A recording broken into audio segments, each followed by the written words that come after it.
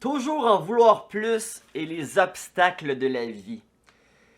J'ai parlé dans une dernière vidéo, ça s'intitulait Le paradoxe de l'amour, la tristesse de la nature humaine. Comme quoi que l'être humain, une fois qu'on a quelque chose, on le veut plus. Et quand on a plus cette chose, on le veut encore. Ce qui est en gros le paradoxe de l'amour. Mais là, j'ai envie de parler que non seulement quand on n'a pas de quoi, on le veut, mais il y a aussi le fait qu'on en veut toujours plus. Que ça soit l'argent, que ça soit le succès, à quel point une personne peut véritablement en redemander, en vouloir davantage. À quel point, ou plutôt, quand est-ce que tu es capable de dire, OK, c'est assez. J'en ai assez, ça me convient, j'ai pas besoin d'en avoir plus. Et ça, je pense que tous, chaque être humain se doit de réfléchir sur ses objectifs de vie et pourquoi ces objectifs-là. Pourquoi est-ce que tu veux devenir, exemple, pourquoi tu veux gagner 5 millions dans ta vie, 10 millions dans ta vie? À quoi ça va vraiment te donner? Je pense que quand on se demande, puis là je vais parler d'argent, quel nombre d'argent tu as besoin?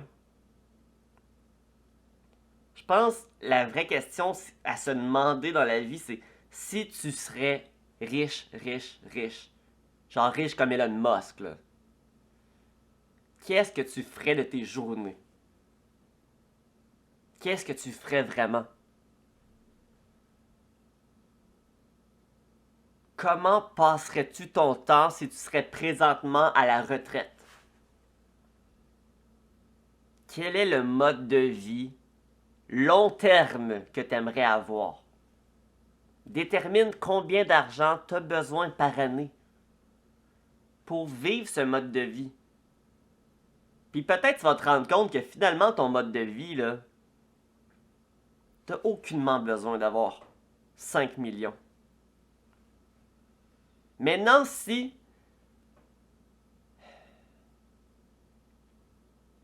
le fait d'en vouloir plus, parce qu'il y a une différence. Il y a ceux qui en veulent plus d'une manière toxique et ceux qui en veulent plus pour se motiver à faire quelque chose qui les passionne. Le premier, on l'a dit, c'est toxique, là. Si tu veux tout le temps en avoir plus, mais tu te tues à le faire, puis t'as même pas de plaisir à le faire, que ça devient une addiction, que ça devient un toc, puis que ça te pourrit la vie, ben c'est là que c'est vraiment néfaste d'en vouloir plus. Mais si c'est juste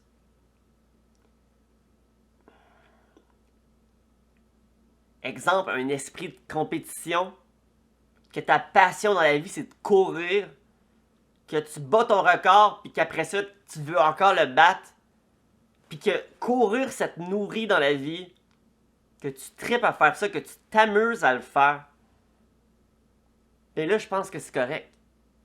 Mais si ça devient vraiment une addiction, puis que ça devient, comme j'ai dit, toxique, que t'as même plus de fun à courir, puis que tu ressens le besoin intérieur d'atteindre le nouveau record pour satisfaire une partie de toi qui va juste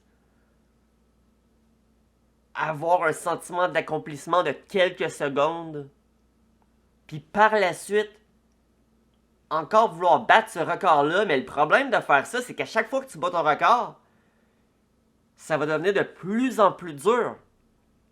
Et qui dit de plus en plus dur dit de plus en plus impossible. Et si ça devient de plus en plus impossible, toi, tu vas devenir de plus en plus déprimé. Je pense que quand on fait des actions, toutes les actions que tu fais dans ta vie, tu dois te questionner c'est quoi le but de faire ça pour toi. Pourquoi tu fais vraiment ça?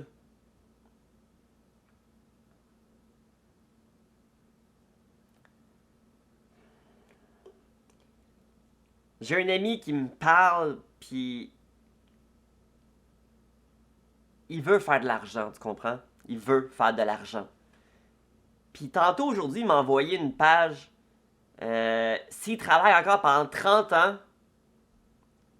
il m'a montré combien qu'il allait avoir d'argent. Puis combien après il allait avoir dans sa retraite, genre. Puis moi, je suis comme, ok, tu veux travailler encore pendant 30 ans? La vraie question, c'est, il va-tu avoir du fun à faire ça?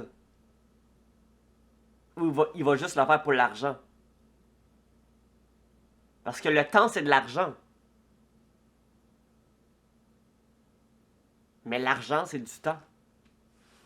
Je préfère avoir plus de temps, moins d'argent. Je préfère avoir ma liberté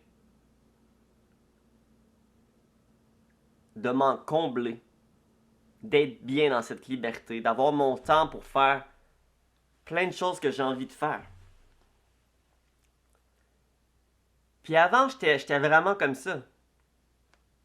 Je voulais toujours plus. J'atteignais un niveau, je voulais l'autre. Je voulais l'autre, je voulais l'autre. Je m'en contentais jamais. Mais à force de réfléchir à quel mode de vie j'ai vraiment envie d'avoir, ça m'a permis justement de voir que j'ai pas besoin d'atteindre en haut. Je peux juste me fixer ici, admettons, être bien, en santé, puis en profiter. Au lieu de me tuer à essayer d'atteindre un niveau qui est de plus en plus dur à atteindre.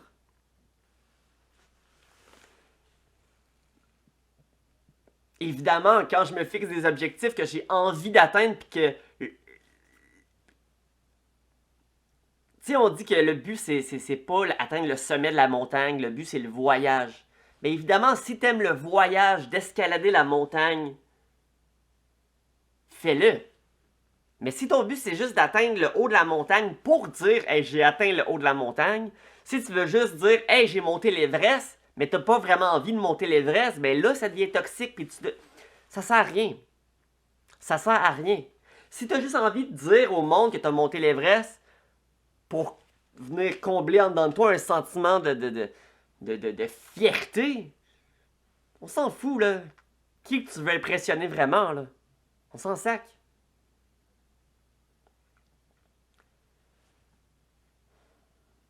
Comme moi, dans ma vie, j'ai souvent voulu jouer du piano. J'ai tout le temps fantasmé d'être bon au piano. Mais j'ai aucunement envie d'apprendre à jouer du piano. C'est pour ça que j'ai accepté que le piano, pour moi, allait juste rester un fantasme, un idéal. Parce que j'ai pas envie vraiment d'apprendre à jouer du piano. Je trouve que ça prendrait trop de temps, trop d'énergie. Puis que j'aimerais pas le moment de l'apprentissage. Alors demande-toi pourquoi est-ce que tu en veux toujours plus? Et est-ce que les obstacles d'en vouloir plus sont des obstacles positifs pour toi ou plutôt toxiques? Parce qu'il y a une grosse différence entre les deux.